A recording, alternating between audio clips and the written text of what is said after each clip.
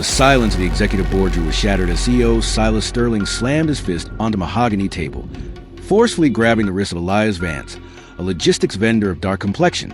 "I know you took the prototype. Security, search him and toss him out. We don't do business with thieves." Sterling's voice was a jagged edge of corporate arrogance. Elias, a man who built a tech empire from nothing, didn't flinch. He looked at the CEO and spoke with chilling, calm precision. "Silas, you didn't just falsely accuse me. You just triggered a bad actor clause in your venture debt. You have exactly 60 seconds to watch your stock price before you realize the vendor you're assaulting is currently executing a hostile takeover of your entire board." The sound of a dozen phones buzzing with market alerts signaled the end of Sterling's reign. The 50th floor of the Sterling Global Tower overlooked a New York City shrouded in morning fog. Elias Vance, a man of dark complexion whose minimalist suit cost more than the average car, was there to finalize a simple logistics contract. Elias was a silent titan, a man who owned the infrastructure that made companies like Sterling's possible. He was there in good faith. But the CEO, Silas Sterling, a man who inherited his position and wore his arrogance like a crown, Elias was just a service provider who had overstepped. Sterling had a missing hardware prototype, and instead of checking his inventory, he chose the easiest target for his bias.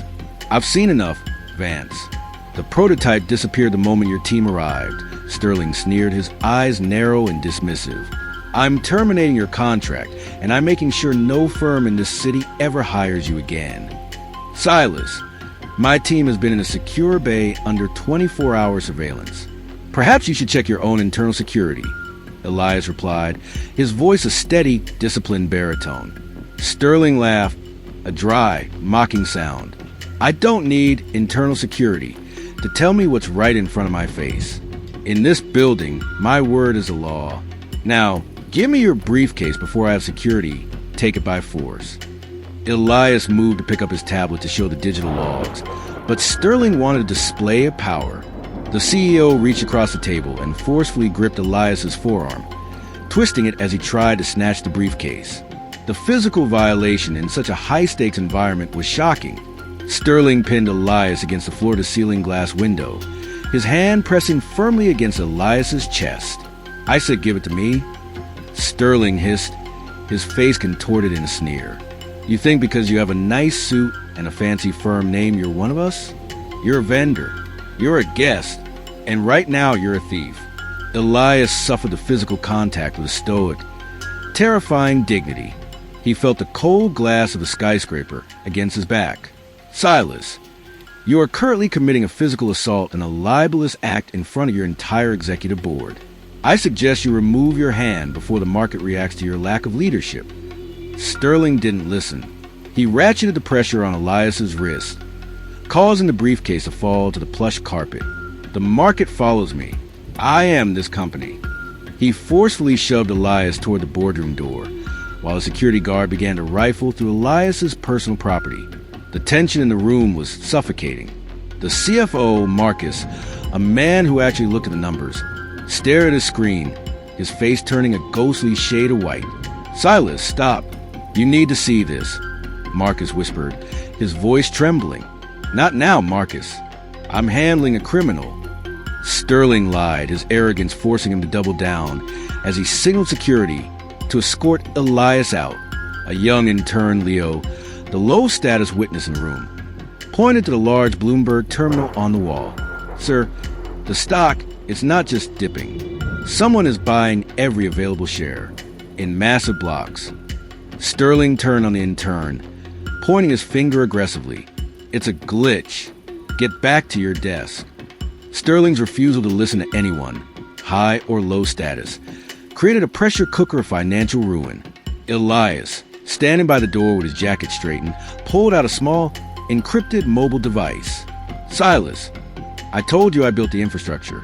That includes the high-frequency trading platforms your company relies on.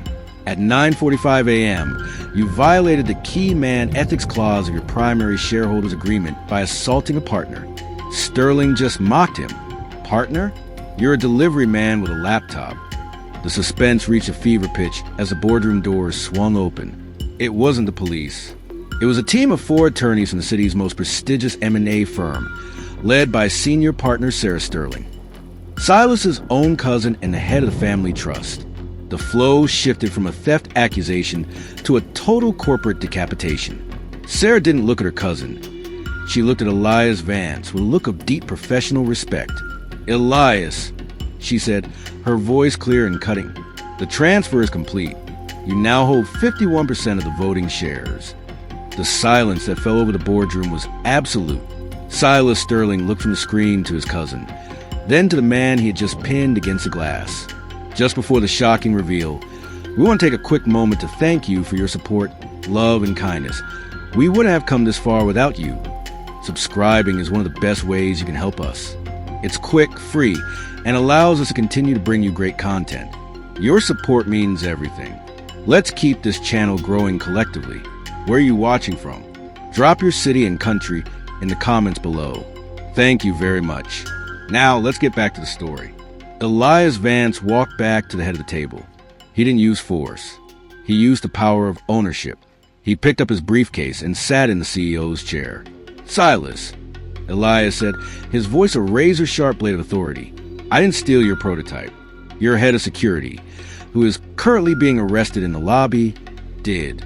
But more importantly, you just lost your company because you couldn't keep your hands off a man you thought was beneath you." He turned his gaze to the security guards. "Gentlemen," Elias said quietly, "I am the new chairman of the board. Please escort Mr. Sterling out of my building. He is no longer an employee of this firm."